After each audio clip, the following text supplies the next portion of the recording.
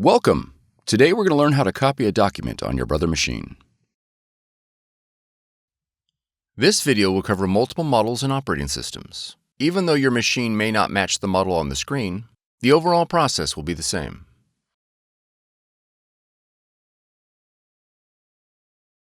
Ensure the paper tray is loaded with paper.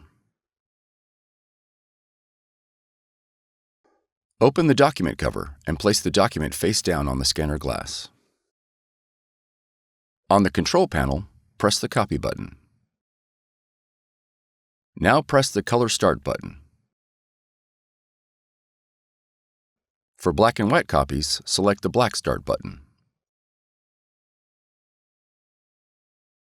For more tutorials, FAQs, and videos, visit us at www.brother-usa.com. If you found this video helpful, be sure to subscribe. Thank you for choosing Brother.